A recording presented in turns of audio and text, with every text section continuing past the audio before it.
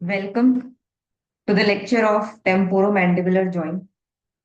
तो आज हम पढ़ेंगे इस जॉइंट के बारे में जो बनता है हमारे मैंडिबल और टेम्पोरल बोन के बीच में। That's why it is known as temporomandibular joint. Head and neck में सबसे ज्यादा इंपॉर्टेंट जॉइंट यही है, temporomandibular joint. Now let us start. Formed between head of the mandible, इसको बोलते हैं हेड ऑफ द मैंडिबल। जो कॉन्डाइल होता है हमारा, कॉन्डाइल को बोलते हैं head of the mandible. And articular fossa of temporal bone, जो कि मैंने बता ही दिया कि टेम्पोरल बोन में एक फॉसा है। फॉसा मीन्स एक स्पेस है, कुछ इस तरीके की स्पेस है जिसमें जाके कॉन्डाइल ऐसे फिट होता है। Not exactly, but yes it is something like this. तो ये हो गया हमारा articular fossa of temporal bone and this is the head of mandible. ये दोनों जुड़ते हैं हमारा टेम्पोरो मैंडिबुलर जॉइंट बनाने के लिए। कौन से टाइप का जॉइंट है ये? साइनोवियल जॉइंट है। Most common types of joints in our body, synovial joints. Then articular surfaces इसके दो हैं। देखो, दो सरफेसेस इसके जो जॉइंट बना रहे हैं। एक है अपर सरफेस जिसको बोलते हैं articular eminence of mandibular fossa. So basically जहां पे कॉन्डाइल जाके जॉइंट बनाता है, so this thing is also known as mandibular fossa. तो आप देख सकते हो क्या लिखा है, articular eminence of mandibular fossa of temporal bone, और you can simply write mandibular fossa, and the lower thing is this condyle, condylar process of mandible। चलेगा? Now moving on to the next point, ये कह रहे हैं that the articular surfaces are covered by fibrocartilage and not hyaline cartilage। देखो क्या होता है ना, कभी भी साइनोवियल जॉइंट बनता है, तुमने नॉर्मली भी एक साइनोवियल जॉइंट का डायग्राम देखा होगा, तो उसमें दिखाते हैं ये बोन होती है और बोन के ऊपर एक ऐसा कार्टिलेज होता है, जो कि जनरली कार्टिलेज जो होता है वो हाइलिन कार्टिलेज होता है इन जनरल। साइनोवियल जॉइंट्स में जो कार्टिलेज बोन को कवर करता है, इस तरीके से मान लो ये बोन है, बोन को कवर करने वाला जो कार्टिलेज होता है वो इन जनरल हाइलीन कार्टिलेज होता है। बट यहाँ पर फाइब्रो कार्टिलेज प्रेजेंट है, जो क्या कर रहा है, बोन्स को कवर कर रहा है। ठीक है, चलेगा? Then next up we have an articular disc. देखो ये सबसे ज्यादा इंपॉर्टेंट बात है यहाँ पर, कि यहाँ पर एक डिस्क होती है अलग से। ये डिस्क दिख रही है ग्रे कलर की, this disc is known as articular disc, जो कि जॉइंट के बीच में है। अब जॉइंट को बोलते हैं आर्टिकुलेशन, तो ये जॉइंट के बीच में जो डिस्क है, फिर इसको बोल दिया आर्टिकुलर डिस्क। Got it? तो हम बोल रहे हैं यहाँ पर एक आर्टिकुलर डिस्क होती है बीच में जॉइंट के, एंड इसी वजह से इसको कभी कभी कॉम्प्लेक्स जॉइंट भी बोलते हैं। क्या बोलते हैं? Complex joint. मालूम है कॉम्प्लेक्स जॉइंट क्या होता है? कॉम्प्लेक्स जॉइंट वो होता है जहां पे दो से ज्यादा बोन्स जॉइंट बना रही हो। जैसे एल्बो जॉइंट है हमारा, कॉम्प्लेक्स जॉइंट है। ऊपर से आती है ह्यूमरस और नीचे होती है हमारे पास रेडियस और अल्ना। यहाँ पर एल्बो जॉइंट में ये ह्यूमरस है हमारी, यहाँ पे दो बोन्स हैं, एक रेडियस है एक अल्ना है। तो यहाँ पे तीन बोन्स मिलके एल्बो जॉइंट बनाती हैं, दैट्स वाई ये कॉम्प्लेक्स जॉइंट माना जाता है। तो जब भी दो से ज्यादा बोन्स मिलके कोई जॉइंट बनाए उसको कॉम्प्लेक्स जॉइंट बोलते हैं। तो क्या क्या होता है, कभी कभी टेम्पोरल मैंडिबुलर जॉइंट को भी कॉम्प्लेक्स जॉइंट बोला जाता है, भले ही इसमें दो ही बोन्स इन्वॉल्व है, तीसरी कोई बोन नहीं है। बट ये जो बीच में है ना आर्टिकुलर डिस्क, इसको भी बोन जैसा कंसिडर किया जाता है। Just like a bone, it's not a bone but it is like a bone, इसलिए इसको कभी कभी कॉम्प्लेक्स जॉइंट भी बोलते हैं।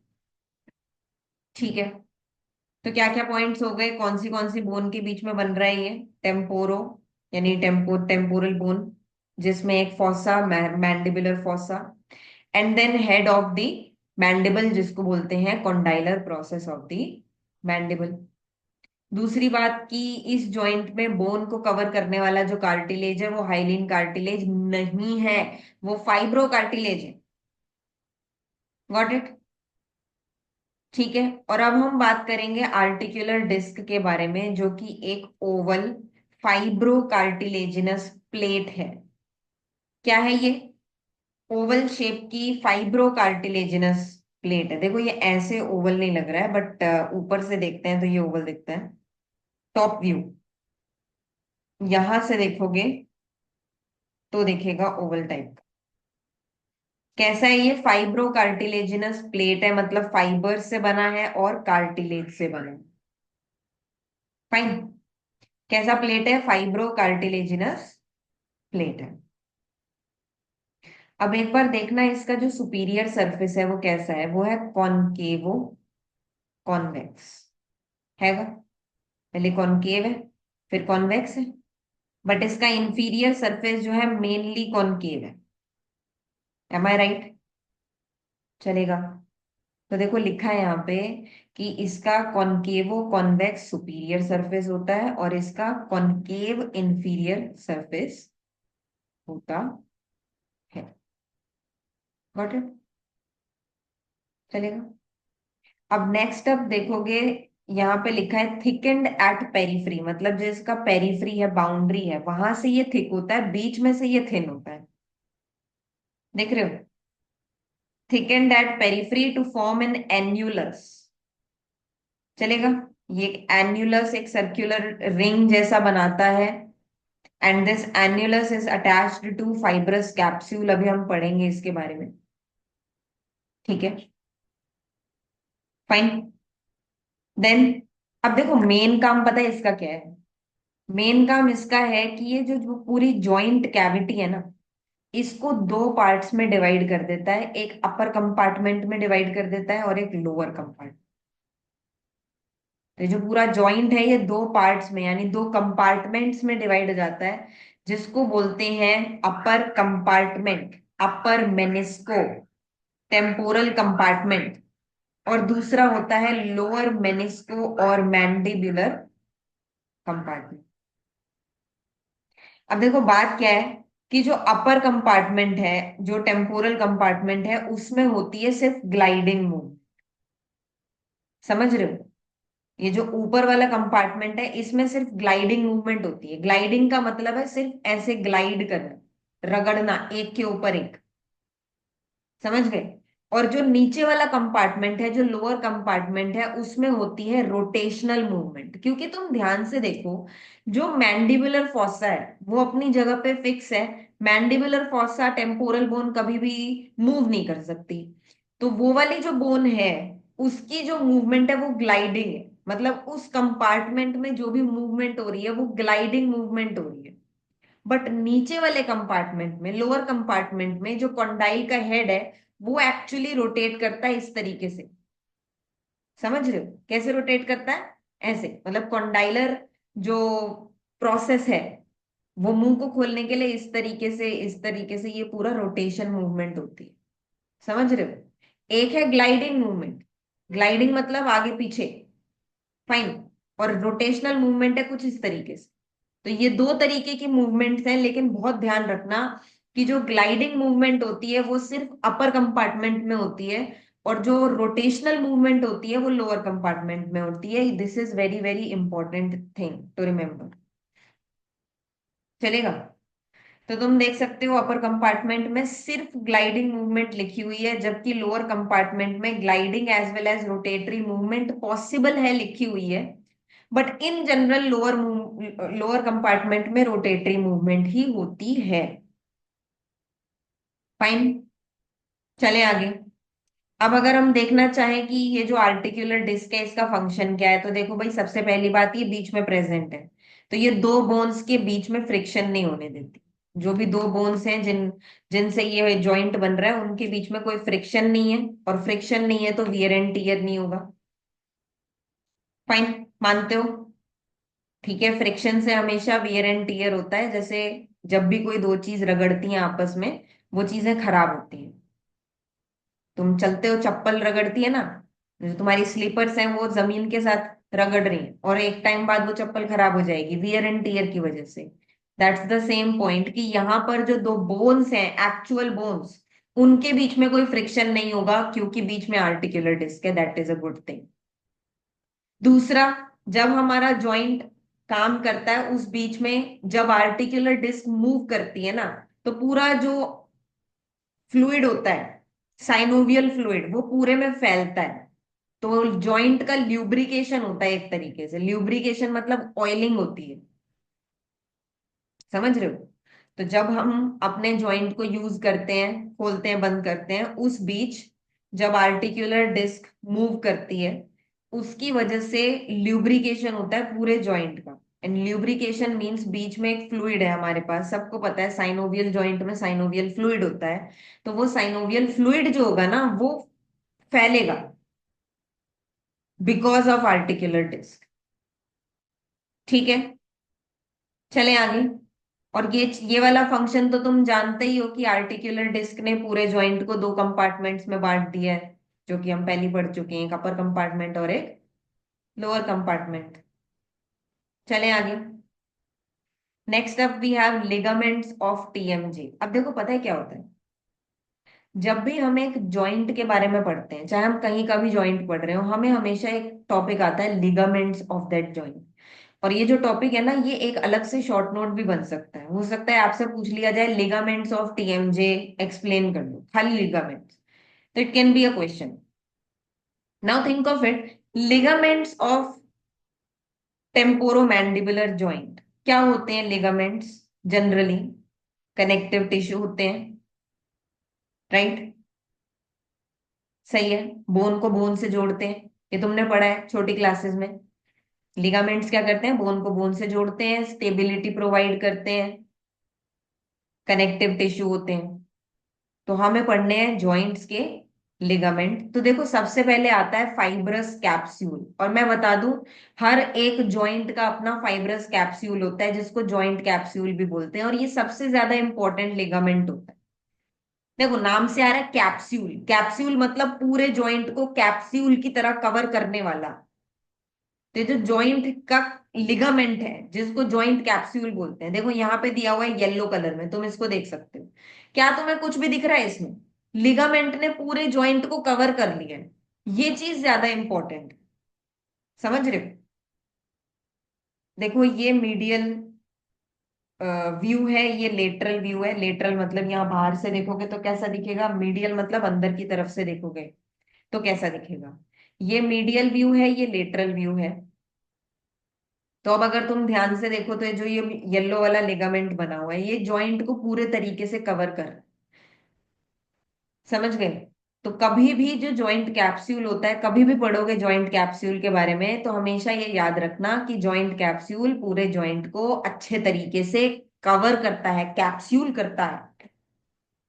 तो देखो, कहाँ कहाँ से इसकी अटैचमेंट होगी, ऊपर जहां पे भी पूरा बाउंड्री है जॉइंट का, और नीचे जहां भी पूरा बाउंड्री है जॉइंट का। तो देखो, लिखा है it is attached above to the anterior edge of mandibular fossa. जो मैंडिबुलर फॉसा है उसकी एंटीरियर एज, बाउंड्री से ये पूरा अटैच होता है, in front of articular eminence.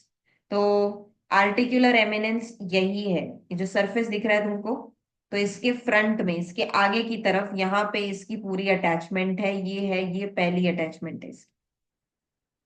ठीक है।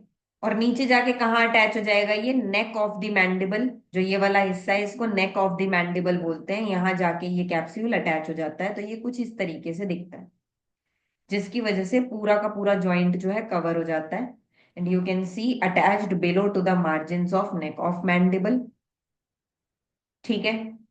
और ये जो कैप्सूल है, इसके अंदर की तरफ एक साइनोवियल मेम्ब्रेन प्रेजेंट हो।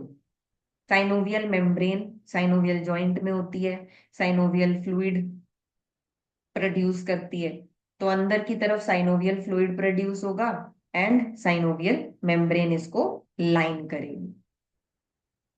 सही है, हो गया फाइब्रस कैप्सूल, सिंपल था। चले आगे। अब देखो, नेक्स्ट है हमारे पास लेटरल लिगामेंट, जिसको कहते हैं टेम्पोरोमैंडिबुलर लिगामेंट, जो कि यहाँ पे ग्रीन कलर का दिखाई दे रहा है।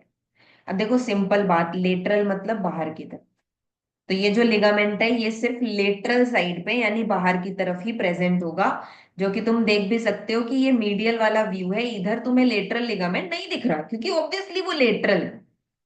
तो लेटरल लिगामेंट कहाँ प्रेजेंट होता है? Only on the lateral side.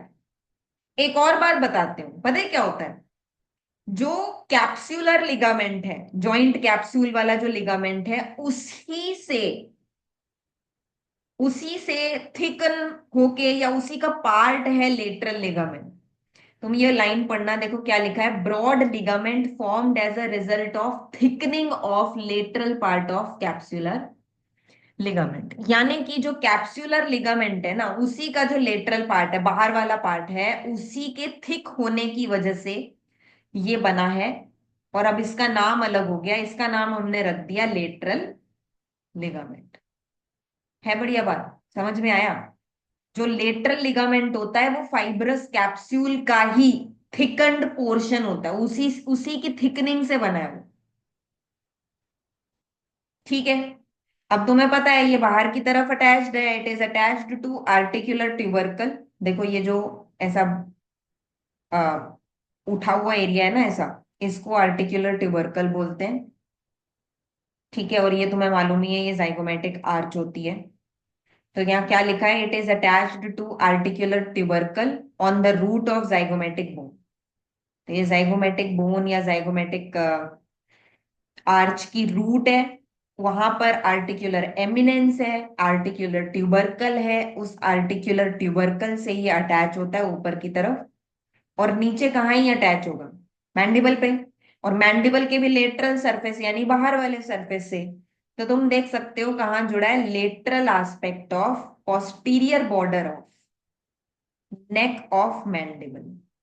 यही होगा, लेटरल सरफेस ये होता है, पोस्टीरियर बॉर्डर ये होता है, नेक ऑफ द मैंडिबल के posterior border and lateral surface इस तरीके से ये अटैच्ड है। ठीक है, ऑल गुड, इजी। चलें आगे। अब ये क्या करता है ना, देखो लेटरली प्रेजेंट है तो लेटरल साइड पे इस जॉइंट को सपोर्ट करता है, एंड जॉइंट की मूवमेंट को लिमिट करता है कि वो जॉइंट जो है बाहर की तरफ मतलब लेटरली और ना मूव करे। तुम समझ रहे हो? अगर चीजें खाली होती तो कुछ भी कहीं भी जाता, बट ये जो लिगामेंट लेटरली प्रेजेंट है ना ऐसा बाहर की तरफ, ये कहता है भाई मैंडिबल को मैं इससे ज्यादा बाहर, इस पॉइंट से ज्यादा बाहर यानी लेटरल मूव नहीं करने दूंगा। So this is a good point कि ये सपोर्ट करता है lateral aspect of the joint को, और मूवमेंट ऑफ कॉन्डाइल को लिमिट करता है कि इससे ज्यादा लेटरली मैं नहीं जाने दूंगा। Do you get this? All good, all done. चलें आगे। नेक्स्ट आता है हमारे पास स्पीनो मैंडिबुलर लिगामेंट। दोबारा से हम इसी डायग्राम में देखेंगे। ये है आपका मीडियल व्यू, ये है लेटरल व्यू। अभी हम मीडियल व्यू में देख रहे हैं तो हमें देखना है स्पीनो मैंडिबुलर लिगामेंट, जो कि ये ब्लू कलर से दिया हुआ है। कहाँ से अटैच्ड है? ये ऊपर स्पीनोइड बोन है, और स्पीनोइड बोन से ये निकल रहा है एक स्पाइन ऑफ स्पीनोइड बोन। ये स्पाइन होता है, स्पाइन मतलब ऐसा कांटे जैसा। तो स्पाइन है ये, यहां से अटैचमेंट है इसकी ऊपर, नीचे आता है और मैंडिबल के मीडियल साइड पे, ऑब्वियसली मीडियल व्यू है ये, अंदर की तरफ से व्यू हो रहा है। तो मीडियल साइड पे मैंडिबल पे ये अटैच करता है, और मैंडिबल पे ना एक पर्टिकुलर पॉइंट होता है जिसको बोलते हैं लिंग्यूला। दिखाते हैं, देखो ये रहा लिंग्यूला, ये दिख रहा है, ये मीडियल साइड है मैंडिबल का। तुम्हें दिख रहा है छोटा सा प्रोमिनेंस है, छोटा सा उठाव है जिसको लिंगुला बोलते हैं। तो नीचे की तरफ ये यहाँ पे अटैच होता है। तो तुम पढ़ भी सकते हो स्पीनो मैंडिबुलर लिगामेंट के बारे में, कि ये स्पाइन ऑफ स्पीनोइड बोन से लिंगुला ऑफ मैंडिबल तक, लिंगुला एक बोनी प्रोजेक्शन है, वहां तक ये एक्सटेंड करता है, मीडियली लाई करता है। और ये जॉइंट कैप्सूल से थोड़ा दूर होता है, मतलब बीच में उसके कुछ स्पेस है। इसका मतलब ये हुआ कि जैसे यहां से जा रहा है, स्फीनोमैंडिबुलर लिगामेंट। तो ये कहना चाहते हैं कि रेमस ऑफ मैंडिबल और स्फीनोमैंडिबुलर लिगामेंट के बीच में कुछ स्पेस है। ये स्पेस दिख रही है? कुछ समझ रहे हो? ये जो रेमस ऑफ मैंडिबल है, इससे ये जो लिगामेंट है थोड़ा दूर है, इनके बीच में एक स्पेस है। तो ये स्पेस के बारे में भी अभी हम बात करेंगे। पहली बात कि ये जो लिगामेंट है ये रेमिनेंट है फर्स्ट ब्रेकियल आर्च या फिर मैकल्स कार्टिलेज का।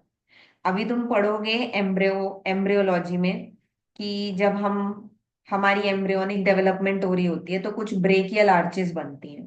First, second, third, fourth, sixth brachial arches बनती। तो ये जो ब्रेकियल आर्चेस होती है ना, इससे डिफरेंट डिफरेंट चीजें डेवलप होती हैं। तो जैसे जैसे डेवलप होती हैं चीजें, अब ब्रेकियल आर्च तो बचेगी नहीं, उससे चीजें डेवलप हो जाएंगी। तो होता ये है कि रेमनेंट, रेमनेंट मतलब बचा हुआ हिस्सा। तो फर्स्ट ब्रेकियल आर्च का या फिर मैकल्स कार्टिलेज, जो फर्स्ट ब्रेकियल आर्च का ही कार्टिलेज है, उसका रेमनेंट बचा हुआ हिस्सा जो बचता है वो बनाता है ये लिगामेंट। बताओ, समझ में आया? ठीक है, चले आगे। अब देखो, अभी मैंने बोला था कि ये जो लिगामेंट जा रहा है ना, ये लिगामेंट रेमस ऑफ मैंडिबल से अलग है, बीच में कुछ स्पेस है। अब वो स्पेस के बारे में बात करेंगे और उस स्पेस में क्या क्या चीजें प्रेजेंट है इसके बारे में भी बात करेंगे। तो जी पहली चीज आती है लेटरल टेरिगोइड मसल। फिर आती है मैक्सिलरी आर्टरी, मतलब मैक्सिलरी आर्टरी भी यहीं प्रेजेंट है। बाकी इंफीरियर एल्वियोलर वेसल्स और नर्व्स तो आपको पता ही है, inferior alveolar artery, inferior alveolar nerve इस तरीके से पास करती है, मालूम है? ठीक है। तो inferior alveolar artery, inferior alveolar when, inferior alveolar nerve, जो कि इस तरीके से रेमस ऑफ मैंडिबल से आगे की तरफ पास करती हैं, वो भी इस लिगामेंट और रेमस ऑफ मैंडिबल के बीच में प्रेजेंट होंगी। ठीक है। तो क्या क्या चीजें हैं भाई? Lateral pterygoid muscle, maxillary artery, inferior alveolar nerve and vessel. Done. ये बहुत इंपॉर्टेंट है, याद रखना। देखो मैं तुम्हें चीजें याद दिलाती हूँ, जब हमने मसल्स ऑफ मैस्टिकेशन पढ़ा था ना, तब भी हमने इस लिगामेंट के बारे में बात की थी। ये लिगामेंट मैंने कहा भी था कि टीएमजे में हम दोबारा पढ़ेंगे। तो जब हम पढ़ रहे थे ना कि structures, lateral pterygoid, medial pterygoid और रेमस ऑफ मैंडिबल वगैरह जब हम पढ़ रहे थे, तो वहां उनके बीच में से कुछ चीजें पास कर रही थी, उसमें एक स्फीनोमैंडिबुलर लिगामेंट भी था। ठीक है। तो एक बार वो चीज और ये चीज कनेक्ट करके चलना, तभी तुम्हें ज्यादा समझ में आएगा और तुम्हारी नॉलेज इंक्रीज हो। समझ रहे हो? थोड़ा पढ़ने के लिए पढ़ना पड़ेगा, क्योंकि ये चीजें काम आने वाली चीजें हैं, सिर्फ पेपर लिखने से काम नहीं चलेगा। अनैटमी का एग्जाम होगा, तुम पास हो जाओगे, तुम्हें पता है। लेकिन तुम्हें कितना आता है एज अ डॉक्टर, तुम क्या चीजें सीख रहे हो, क्या चीजें पढ़ रहे हो, ये चीजें बहुत इंपॉर्टेंट। तो प्लीज याद रखना कि कौन सी चीजें हैं जो स्पीनोमैंडिबुलर लिगामेंट और रेमस ऑफ मैंडिबल के बीचों बीच से पास कर रहे हैं। ठीक है, चलें आगे। अब देखो, एक ही लिगामेंट बचता है अपने पास जिसका नाम है stylomandibular ligament, and this is very easy क्योंकि स्टाइलॉइड प्रोसेस ये यहां से मैंडिबल तक एक्सटेंड करता है। और तुम देख भी सकते हो, देखो बहुत इंपॉर्टेंट बात बता रहे हो। It extends from anterior surface and tip of styloid process. कुछ समझ में आया? ये एंटीरियर सरफेस है और ये टिप है। तो तुम खुद भी देख सकते हो ये लिगामेंट कहाँ से एक्सटेंड कर रहा है, एक तो टिप से आ रहा है और एंटीरियर सरफेस से एक्सटेंड कर रहा है मैंडिबल तक। तो देखो भाई, एक्सेसरी लिगामेंट है ये। एक्चुअली ये इतनी कोई स्टेबिलिटी प्रोवाइड नहीं करता टीएमजे को, तुम देख भी सकते हो बड़ी दूर है टीएमजे से, क्या ही करेगा ये टीएमजे के लिए। लेकिन बस इसको एक्सेसरी लिगामेंट बोलते हैं कि बस हाँ थोड़ी सी सपोर्ट दे देता है वगैरह वगैरह करके। तो इसको बोलते हैं accessory ligament. And it extends from tip and anterior surface of styloid process to the angle of mandible. बताइए, हो गया? ये जो पोर्शन होता है, ये जो जो मुड़ता है मैंडिबल का, इसको एंगल ऑफ मैंडिबल बोलते हैं। तो तुम देख भी सकते हो, tip and anterior surface of styloid process से ये एक्सटेंड करके आ रहा है एंगल ऑफ मैंडिबल तक। बोलो भाई, हो गया? चलें आगे, रिलेशंस पढ़ लें। वेरी इजी, वेरी इम्पोर्टेंट, क्योंकि रिलेशंस हमें लिखने होते हैं हर चीज के। टॉपिक जो भी हम पढ़ते हैं उसमें रिलेशंस तो आता ही है। तो आओ अब हम पढ़ते हैं रिलेशंस ऑफ टीएमजे। तो सबसे पहले पढ़ेंगे एंटीरियरली, तो आगे की तरफ एंटीरियरली टीएमजे से एंटीरियरली क्या प्रेजेंट है।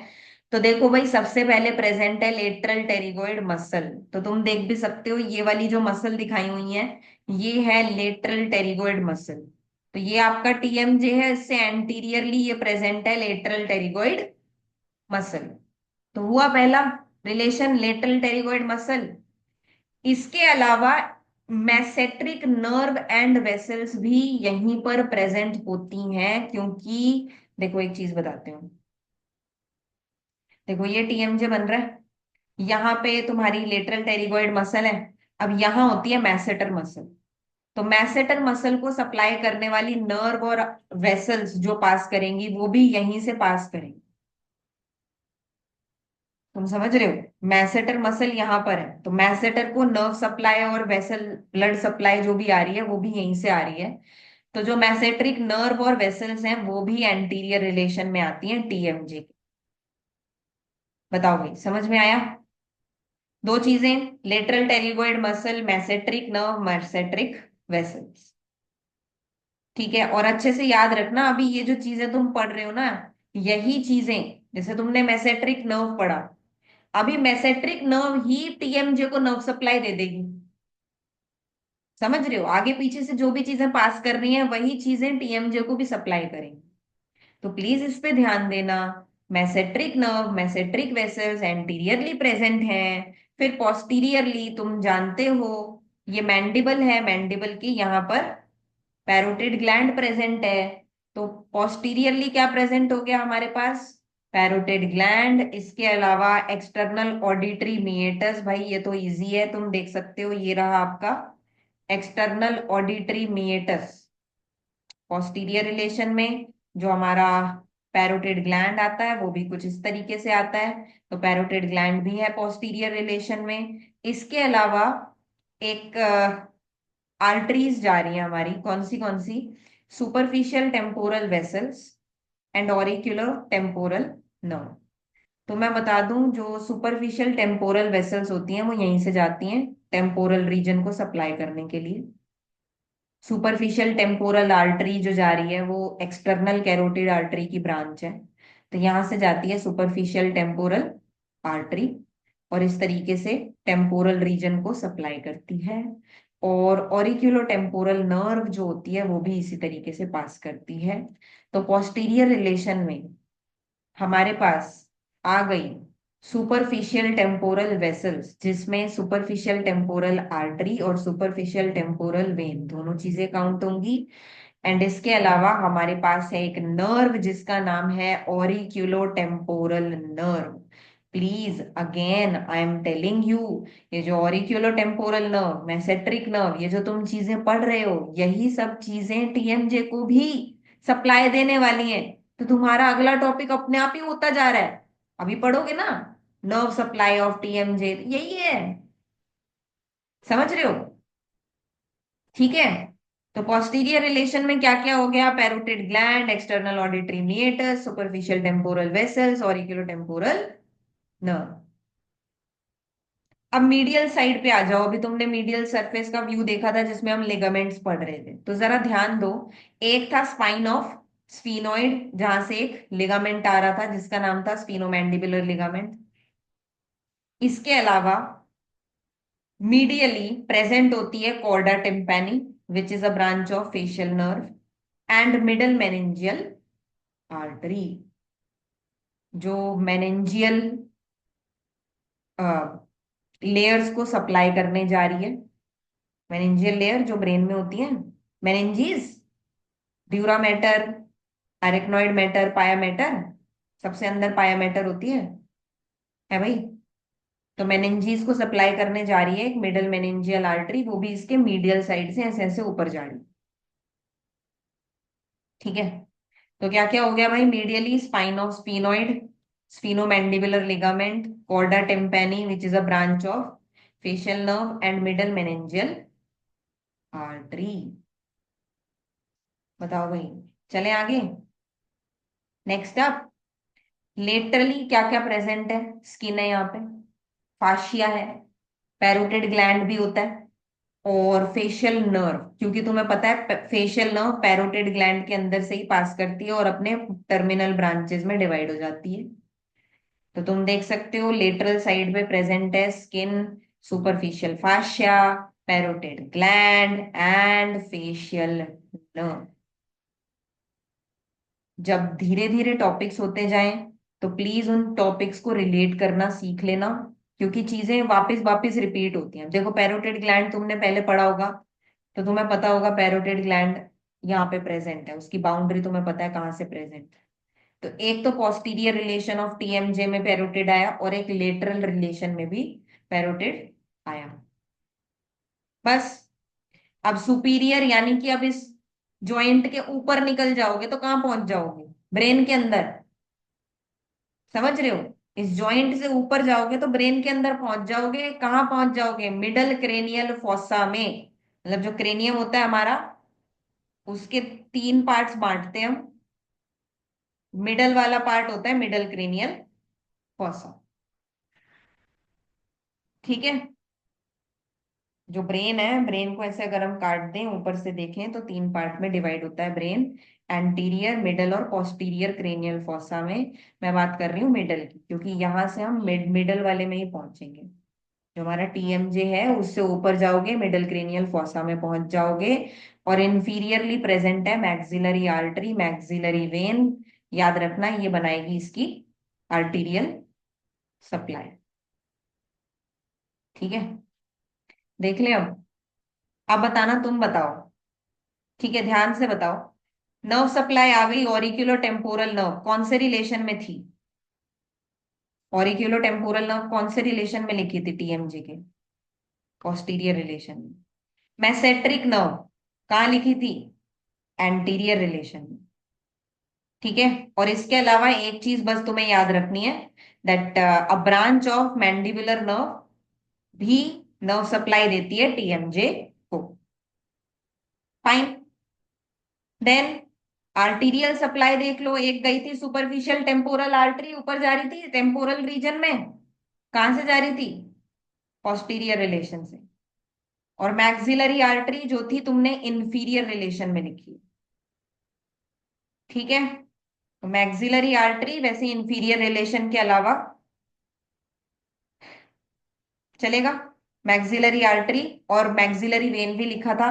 तो वेनस ड्रेनेज में तुम देख सकते हो जो लिखा गया है कि वेन्स जो साथ साथ चल रही हैं आर्टरी के, मतलब सुपरफिशियल टेम्पोरल वेन और मैक्सिलरी वेन, दोनों ही आएंगी और ड्रेन करेंगी टेरिगोइड प्लेक्सस ऑफ वेन्स में। बताओ भाई, समझ में आया? वीनस ड्रेनेज हो गया। चले आगे। Next up we have lymphatic drainage. तो तुम देख सकते हो यहां से लिम्फेटिक ड्रेनेज किधर जाएगी? अपर डीप सर्वाइकल लिम्फ नोड्स। तो ये नेक में जा रही है, अपर डीप सर्वाइकल लिम्फ नोड्स में। हो गई लिम्फेटिक ड्रेनेज। चले आगे। ऑलमोस्ट ये टॉपिक एंड की तरफ आ गया है। तो आइए चलते हैं, मूवमेंट्स ऑफ टीएमजे पढ़ेंगे। तो देखो ये हमने वैसे भी पढ़ा है, तुम्हें याद है तुमने मसल्स ऑफ मैस्टिकेशन पढ़ा है। प्लीज प्लीज ध्यान से सुन लेना। मसल्स ऑफ मैस्टिकेशन तुमने पढ़ा हो, सो यू ऑलरेडी नो कि हमारी जो मैंडिबल की मूवमेंट्स होती हैं, या तो ये खुलेगा, खुलना मतलब डिप्रेस होना, डिप्रेशन। बंद होना मतलब एलिवेशन। ऐसे जब हम अपना मैंडिबल आगे रिट्रैक्ट, सॉरी प्रोट्रूड करते हैं, ऐसे आगे की तरफ लाना, तो ये प्रोट्रूजन। और वापस पीछे लेके जाना मतलब रिट्रैक्शन।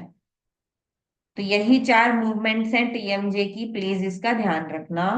हाँ, साइड टू साइड मूवमेंट भी होती है ऐसे। ठीक है। साइड टू साइड मूवमेंट भी होती है, बट वो जनरली चूइंग के टाइम पे होती है, वो भी हम कंसिडर करेंगे। बट यू ऑलरेडी नो कि इन चार मूवमेंट्स में कौन सी मसल इंक्लूड होती है। तो जरा ध्यान दो और याद करने की कोशिश करो। तुमने पहले से पढ़ा है कि मैंडिबल को एलिवेट करने यानी बंद करने के लिए टेम्पोरालिस, मैसेटर और मीडियल टेरिगोइड यूज होते हैं। ध्यान करो प्लीज, प्लीज ध्यान करो। तुमने पहले से पढ़ा है, टेम्पोरालिस, मैसेटर, मीडियल टेरिगोइड, तीनों ही एलिवेशन ऑफ मैंडिबल के लिए रिस्पॉन्सिबल थी। डिप्रेशन ऑफ मैंडिबल के लिए एक ही तुमने लिखी थी, जो यहाँ लिखी भी नहीं हुई है, बदतमीज लोग कैसा डायग्राम बनाते हैं, लेटरल टेरिगोइड। तुम याद करो, तुमने पढ़ा है लेटरल टेरिगोइड मसल जो होती है वो डिप्रेशन ऑफ मैंडिबल यानी खोलने के लिए, मुंह खोलने के लिए यूज होती है। अब इसके अलावा और भी मसल्स यहाँ पे गिवन है, तो प्लीज थोड़ा सा ध्यान दें। एक तो ग्रेविटी, डिप्रेशन ऑफ मैंडिबल यानी मुंह खोलने में मदद करती है ग्रेविटी। इसके अलावा हमारे पास एक मसल होती है जिसको बोलते हैं डायगैस्ट्रिक मसल। नाउ जो डायगैस्ट्रिक मसल है ना, उसकी दो वैल्यूज होती है। एक होती है एंटीरियर डायगैस्ट्रिक, एक होती है पोस्टीरियर डायगैस्ट्रिक। डायगैस्ट्रिक मसल यहाँ चिन से स्टार्ट होती है, हायोइड बोन पे कनेक्ट होती है, फिर यहाँ हायोइड बोन से लेकर मैस्टॉइड प्रोसेस तक जाती है पीछे। तो अब जरा ध्यान दो, ज्यादा कुछ ऐसा दिमाग लगाने का जरूरत नहीं है, पर फिर भी अगर तुम सोचोगे कि अगर एक एक ऐसा चिन से लेकर हायोइड बोन तक एक ऐसा मसल प्रेजेंट है, तो वो क्या कर रही है, ऐसे खींच रही है नीचे की तरफ खोलने के लिए मुंह को। तो ये जो मसल होती है डायगैस्ट्रिक, ये क्या करती है, ऐसा मुंह को खोलने में, डिप्रेस करने में मदद करती है। सिमिलरली और मसल देखोगे, जीनियो हायोइड, जीनियो मतलब अगेन चिन, तो ये वाली मसल भी चिन से लेकर हायोइड बोन तक कनेक्टेड है। और ये भी कैसा ही काम करेगी भाई, जीनियो हायोइड ऐसा नीचे खींचेगी, तो डिप्रेशन ऑफ मैंडिबल में मदद करेगी। तो तुम देखोगे अगर ध्यान से, डिप्रेशन वाली जितनी मसल्स लिखी हैं उस सब में हायोइड आ रहा है। डायगैस्ट्रिक मसल हायोइड से जुड़ती है, जीनियो हायोइड हायोइड से जुड़ती है, माइलो हायोइड हायोइड से जुड़ती है। समझ रहे हो, हमारे मैंडिबल में एक माइलो हायोइड ग्रूव होती है यहाँ पर, ये यहां से जुड़ती है ये मसल, माइलो हायोइड मसल, और हायोइड बोन, यहाँ हायोइड बोन है उससे जाके जुड़ती है। अगेन ऐसी मसल है जो नीचे की तरफ खींचना चाहेगी आपके मैंडिबल को। तो जो मैंडिबल का डिप्रेशन है, तुम समझ पा रहे हो, देखो ये चीजें मुश्किल होती नहीं है, तुम बना लेते हो उसको मुश्किल। तुम खुद सोच के देखो, अगर कोई मसल यहां से या तुम्हारे मैंडिबल से नीचे हायोइड बोन तक कनेक्ट कर रही है, तो ये क्या ही करेगी भाई, खींचेगी तुम्हारे मैंडिबल को नीचे। तो डिप्रेशन वाली यानी डिप्रेशन ऑफ टीएमजे के लिए जितनी भी मसल लिखी है सब में हायोइड बोन का नाम आएगा। एक है डायगैस्ट्रिक, एक है जीनियो हायोइड, एक है माइलो हायोइड। इसके अलावा एक लेटरल टेरिगोइड जो तुम पहले ही पढ़ चुके हो, मसल्स ऑफ मैस्टिकेशन। सही है, ठीक है। अब हम आगे चलें, जबरदस्ती मेरा हैंड अप कर दिया इसने। कैसी कैसी चीजें होती रहती हैं, कैसे करते हैं पता नहीं। अब भाई छोड़ो इसको, है ना, हमें क्या करना है? अब अगर तुम ध्यान से देखोगे, डिप्रेशन हो गया। अब हम आगे चलते हैं, एलिवेशन। एलिवेशन की तीन मसल मैंने बता दी, इससे मैं और नहीं बताऊंगी। अब आता है रिट्रैक्शन। याद करो, मसल ऑफ मैस्टिकेशन में जो हमारा टेम्पोरेलिस मसल था, उस टेम्पोरेलिस मसल के जो पोस्टीरियर फाइबर्स थे जो ऑलमोस्ट हॉरिजॉन्टल थे, वो इस तरीके से प्रेजेंट थे, राइट, मतलब इस तरीके से। तो ये कैसे करते हैं, ये ऐसा पीछे की तरफ खींचेंगे तो ये रिट्रैक्शन के लिए काम करते हैं। तो आपका रिट्रैक्शन होता है पोस्टीरियर फाइबर ऑफ टेम्पोरेलिस की वजह से। इसके अलावा deep part of masseter muscle जो कि यहाँ प्रेजेंट है, ये भी रिट्रैक्शन में मदद करती है। इसके अलावा जीनियो हायोइड और डायगैस्ट्रिक दोनों मसल्स जो यहाँ पे लिखी थी आपने, ये दोनों भी रिट्रैक्शन में हेल्प करती है। एंड प्रोट्रूजन आप जानते हो, लेटरल टेरिगोइड, मीडियल टेरिगोइड, दो मसल्स हैं, हमेशा ध्यान रखना। ये तुमने लिखा था मसल ऑफ मैस्टिकेशन में कि जो प्रोट्रूजन ऑफ मैंडिबल है वो लेटरल टेरिगोइड मीडियल टेरिगोइड के साथ मिलके करता है। तो ये दोनों मसल्स मिलके ही प्रोट्रूजन कर सकती हैं, आपके मैंडिबल को आगे की तरफ खींच सकती है। हुआ बढ़िया, समझ में आया। अब अगर तुम देखो यहाँ पे कुछ मैकेनिज्म ऑफ मूवमेंट भी लिखा हुआ है कि भाई कैसे होता है। अब देखो, डिप्रेशन यानी खोलना कैसे होता है, अपर कंपार्टमेंट में होती है ग्लाइडिंग मूवमेंट, लोअर कंपार्टमेंट में होती है रोटेटरी। सिंपल है। बताओ भाई। ठीक है। अब एलिवेशन कैसे होगा, इसी का उल्टा।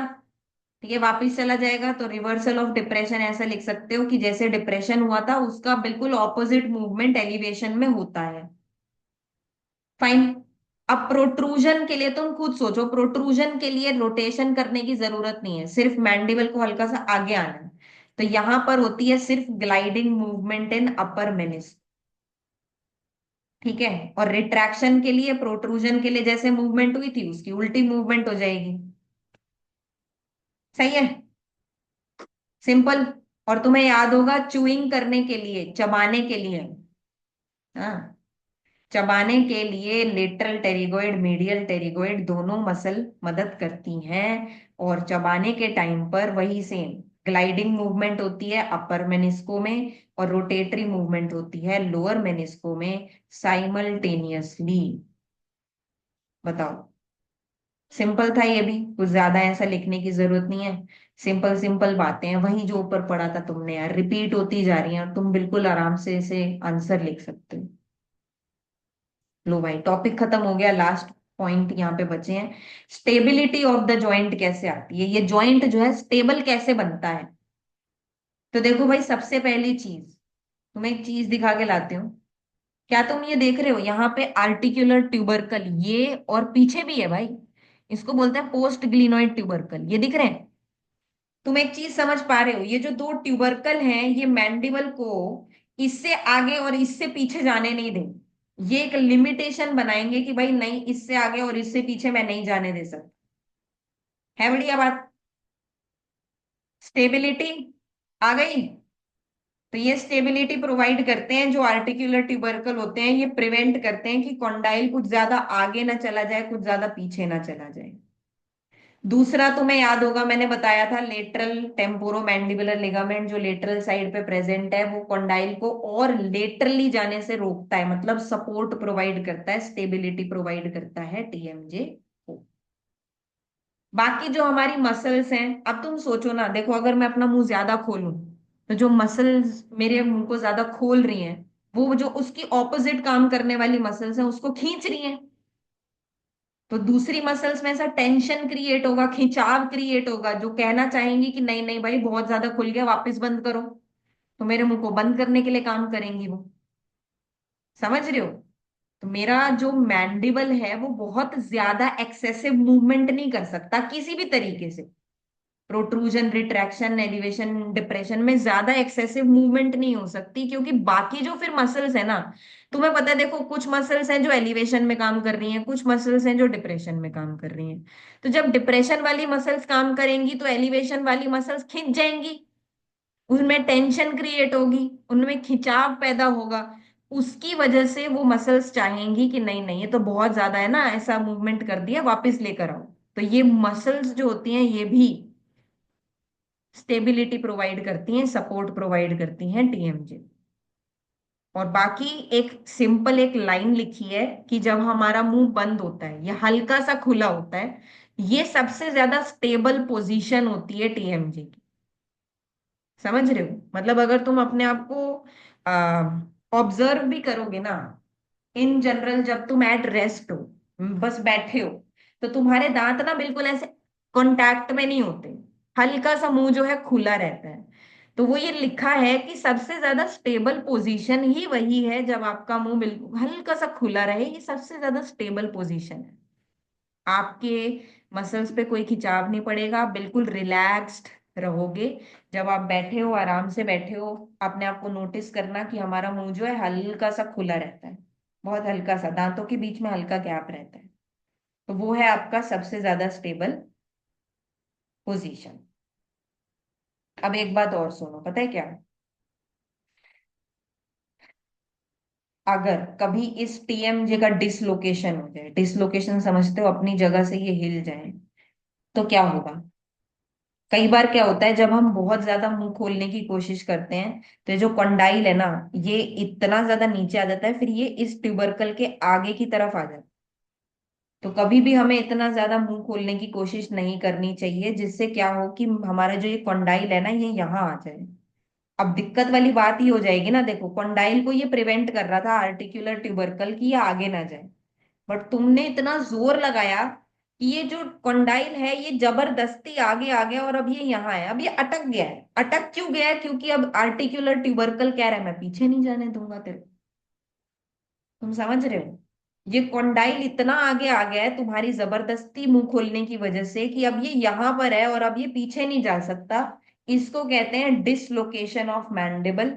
और इसको वापस पीछे ले जाने के लिए फिर डेंटिस्ट या डॉक्टर काम करता है। कैसे करते हैं? दो थंब लेते हैं, इसमें हम कवर करते हैं कॉटन से या जो भी, क्योंकि अभी हम मुंह में किसी के हाथ डालने वाले हैं और दांतों के बीच में अपने उंगलियां रखने वाले हैं। तो यहाँ कॉटन लगाएंगे। किसी जिसकी भी डिसलोकेशन हुई है उसके मैंडिबल को पकड़ेंगे पीछे मूलर्स से। पीछे वाले जो दांत है मूलर्स पे ऐसा उंगली रखेंगे, और अपनी उंगली से मैंडिबल को नीचे और पीछे पुश करेंगे। तुम समझ रहे हो कैसे? नीचे और पीछे, क्योंकि तुम सोचो ना, यहाँ पे मैंडिबल आ चुका है, ये कॉन्डाइल आ चुका है, अब तुम कैसे पीछे भेजोगे इसको? हल्का सा नीचे लाओगे और फिर पीछे भेजोगे। तो ऐसा करने से जो मैंडिबल है वापस अपनी पोजीशन में चला जाएगा। लेकिन दिक्कत ही होती है, बेचारा डॉक्टर फंस जाता है, क्योंकि वो डॉक्टर के जो उंगलियां हैं, अंगूठे, वो पेशेंट के दो दांत के बीच में दबने की बहुत ज्यादा संभावना रहती है। और तुम्हें पता है biting force is a very strong force. कभी भी कम मत आंकना इसको, तुम्हारा जो बाइटिंग फोर्स है ना बहुत ज्यादा फोर्स है। तो वो जिसकी उंगलियां बेचारे की, ठीक है तुम चबा लोगे ऐसा करने में। चलो कोई बात नहीं, है ना, करना तो पड़ेगा, काम है हमारा। तो तुम समझ गए कि डिसलोकेशन भी हो सकता है और उसको फिर वापस ले जाने के लिए कैसा मूवमेंट करना पड़ता है। तो ये होता है पूरा टीएमजे विद क्लिनिकल भी मैंने तुम्हें बता दिया कि इसमें क्या हो सकता है, डिसलोकेशन ऑफ मैंडिबल हो सकता है, और उसको वापस लाने के लिए हमें डेंटिस्ट के पास जाना पड़ेगा, वो काम करेगा। Now you are the dentist और डॉक्टर्स, तो तुम्हें पता है तुम्हें करना है आगे, है ना।